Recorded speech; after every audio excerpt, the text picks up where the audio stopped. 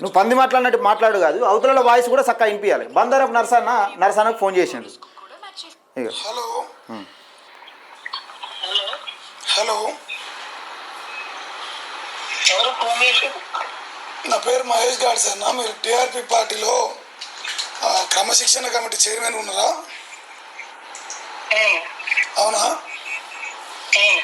ఇప్పుడు ఈ నాగరాజు పటేల్ అంటే ఆయన సస్పెండ్ చేసిరు కదా, మీరు ఏ పర్పస్లో సస్పెండ్ చేసిరే?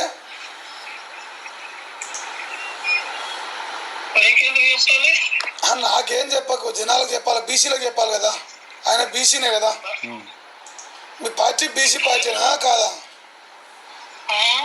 మీ పార్టీ బీసీ పార్టీ కాదా అంటున్నా. మేము బీసీలంగా అటుకే పోసేసిన నాగరాజ్ పటేల్ని సస్పెండ్ చేసినావు కదా, ఏ పర్పస్ సస్పెండ్ చేసినావు అంటున్నా. నువ్వే కదా సంతకం పెట్టింది.